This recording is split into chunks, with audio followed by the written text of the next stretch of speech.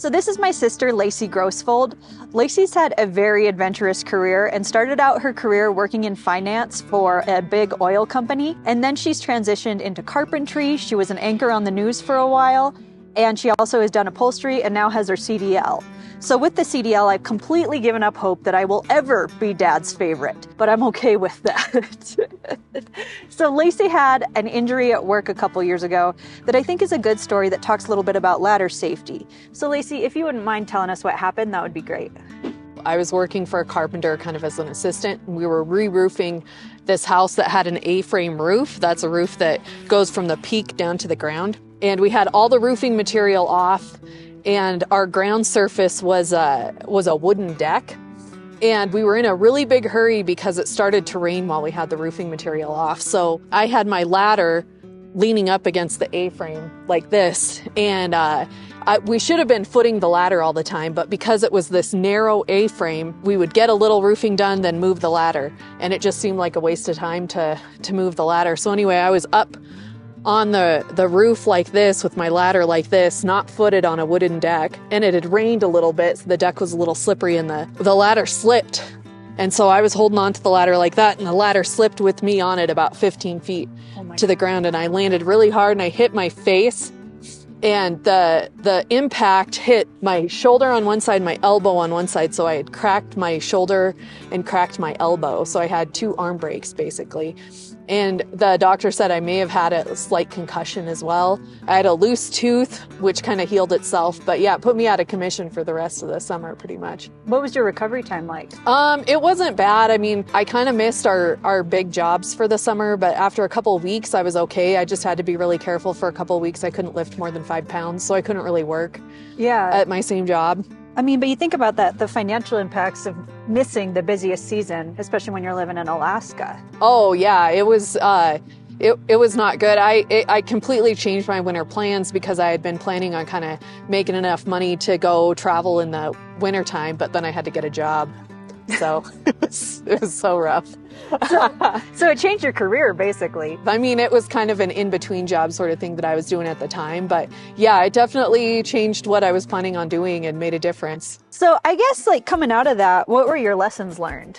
I think that anytime you're in a situation where you feel like you're being rushed or somebody's pushing you, if you get hurt, you suffer. Even if it's your boss or whatever, you're the person that gets hurt. You're the person that is going to have like shoulder pain for the rest of your life or whatever happens. So you just have to kind of like take a deep breath and take your own safety seriously. And then I think a couple things lend to it. I feel like I wasn't really experienced, so I was kind of depending on other people to say what was safe or not. And I think that if I had like been a little more informed that you always foot your ladder, then I might have done it. I hadn't been working on a ladder a ton that summer. It was just something we grabbed. I also think like I wasn't really comfortable on ladders. Like that was probably not a good job for me to be on. It's okay to say, I don't want to do this until it's safe.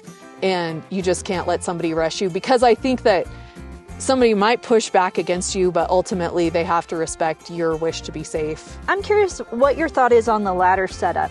Is that something that could have been changed to be a bit more safe? Yeah, and the thing is, it would have slowed us way down to do that. It would have been really annoying, and it would have been, we might have had to have an extra person.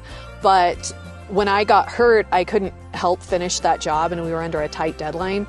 And so that actually way extended the time it took to complete the job, where if we would have like been a little slower in the beginning, it wouldn't have like totally interrupted the whole job. He had to find somebody else to help finish in time for the deadline, and it was someone that didn't have as much experience and wasn't as comfortable with the work. So ultimately it would have saved us time to just do the annoying thing in the beginning. Yeah, that's a really good point, because there's always that battle between production and safety.